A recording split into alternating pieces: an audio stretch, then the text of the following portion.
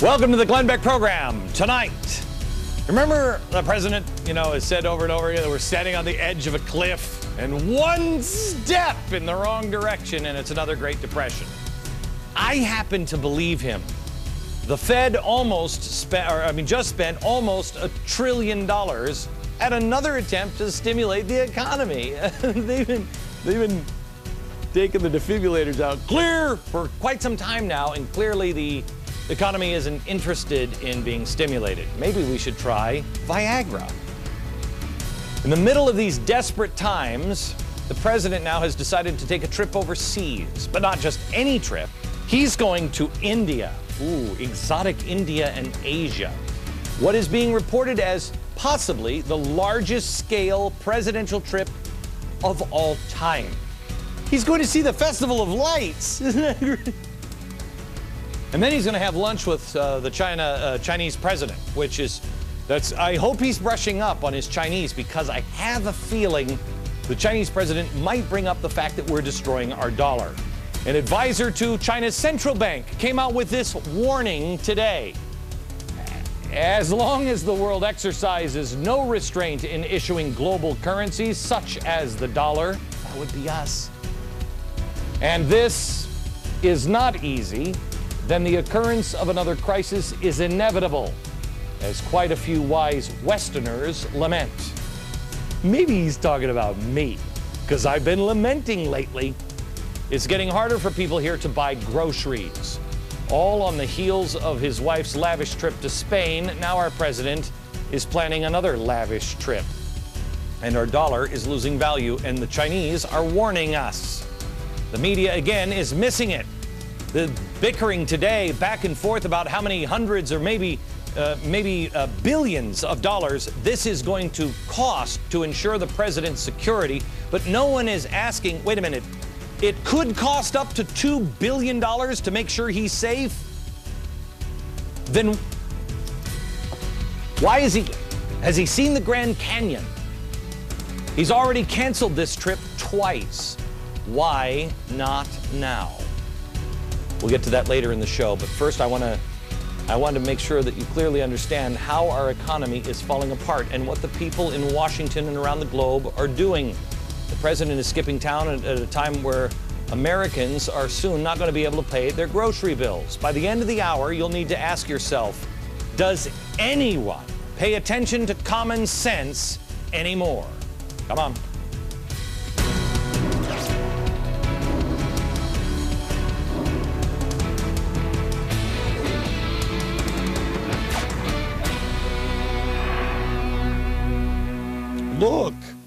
Look, see this Republican over here? See this guy? Me? I'm not a Republican. He put our car in the ditch. I love that puppet show. I do.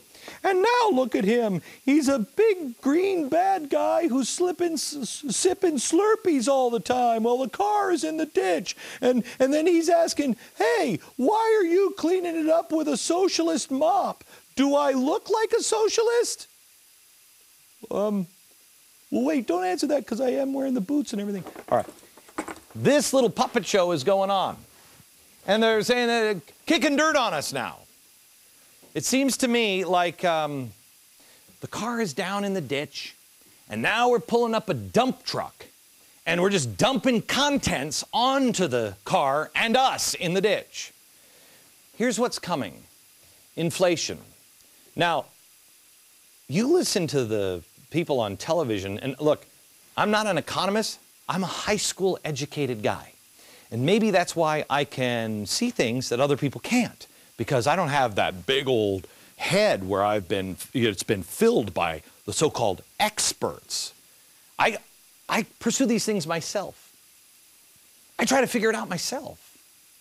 And I look at what's happening in our country, and I listen to the experts say, oh no, it's not fear-mongering inflation. That's not going to happen. Did you see last month we had the lowest increase since World War II? Really? Really? That was last month. You remember the chart I showed you, last night and the night before? This is a wonderful, wonderful chart. Here is what you're paying for groceries right here. This is what you're paying for food. This is the commodities chart. Now, you'll notice that it's kind of going up, but it's relatively flat. But this seems to be a big, huge spike. So what happens now? What happens? Do you think this little blue line's going to go up? Or do you think companies are just going to keep eating all of this? The companies are paying more for the stuff that produces the stuff that you get at the grocery store. When the prices you pay finally go up, the administration and the people in Washington, everybody, will no doubt blame the evil companies for gouging you. But companies this is not the goodwill. This is not the Red Cross. They're running businesses. They've been eating the increase now for 2 years, but they can't continue to do that forever. And would you want them to? Should you want them to? If they don't make money, they're going to have to lay off workers who then can't buy products, which causes them to go out of business, which causes then now everybody to lay off even more workers. You see how it just doesn't stop? At some point, they have to pass on the increase to you. It's already been announced. The price of cereal is going up 5% later this month. General Mills said can't do it anymore. Domino's, $5.99 pizza, now going up by $2. We can also expect the increases in the prices of wheat, tires, butter, milk, corn, and so much more. We went here in New York shopping, which is always a joy to go shopping in New York. Here's the list of items that we got. Here's the receipt. Chuck roast. Chuck roast. The cost of chuck roast is up 13% in the last year. Whole milk is now up 10%. Sugar. Where's the sugar? Here's the sugar. So we disguised it. You'll never guess who the maker of this sugar is. Sugar is now up 9%. Large grade A eggs is now up 7%. Why? Well, according to the National Inflation Association, cotton prices are up 54%, corn prices are up 29%, soybean prices are up 22%, sugar prices are up 51%. So what do you think? What do you think is going to happen to the grocery store? Now, we are in New York City, where a studio apartment with a shared bathroom down the hall and really nasty neighbors costs you just shy of $100,000 a month. So what's happening here isn't necessarily happening in your neighborhood, except in the grocery store. This list, what we have on the table, cost $79.51. Now, let me show you some companies that say, uh-oh, here comes trouble. Kroger has said they're going to have to raise their prices, or they have just raised them.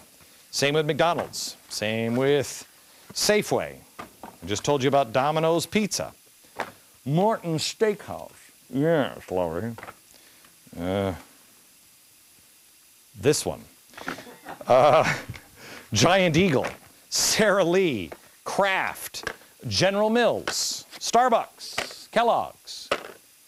So why? Why? Why is the price of everything going up? I thought they promised us no inflation.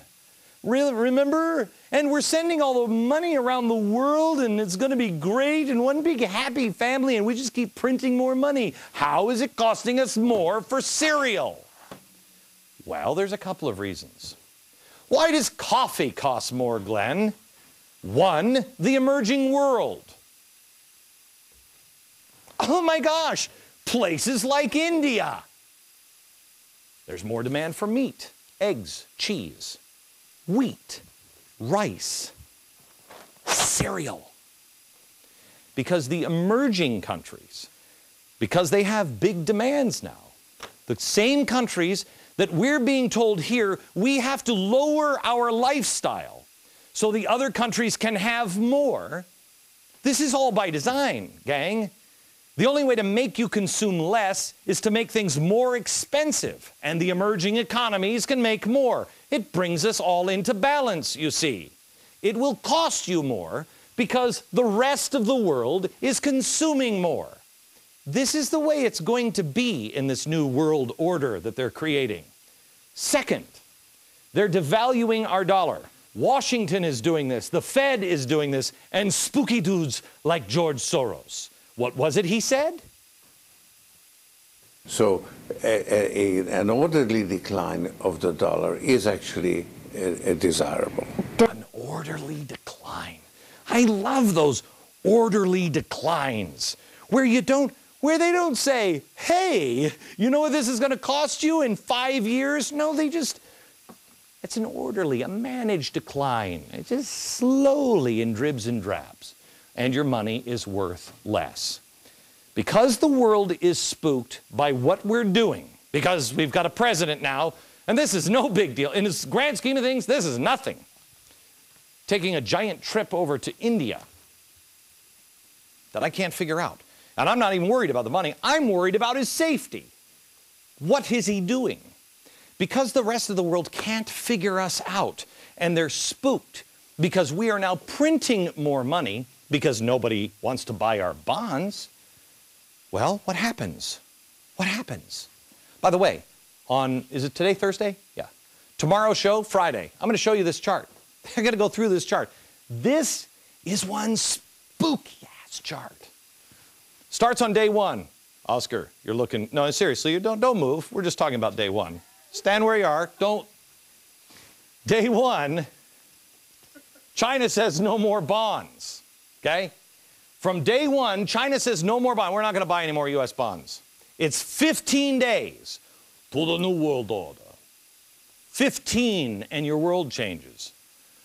Now, if you would be scared of what would be coming next, if you're in the rest of the world and you're like, okay, I don't really know. I got gobs of money. What do I put it in? What do I invest it in? I don't know if I trust bonds. I don't know what I trust anymore. What do you buy? Well, you don't. If you think that maybe times are going to be a little tough, you don't necessarily, put your money into a company that's going to be making those 200-inch plasmas. You look for something stable. What does the world always need?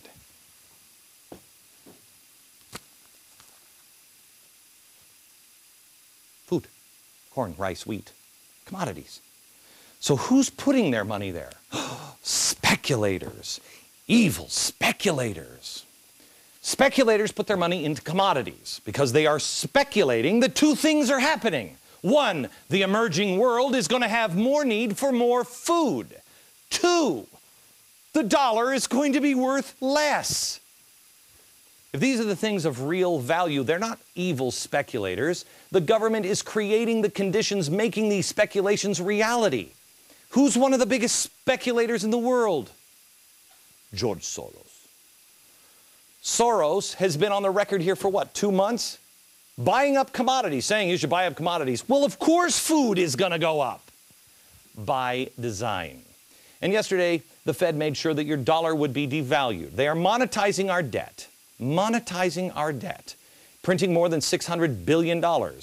Now, if we were on the gold standard, and we just struck a $600 billion gold mine, that would be great, because then I just lost the gold coin. Here it is. Everybody on the set's freaking out. What do you mean you lost a gold coin?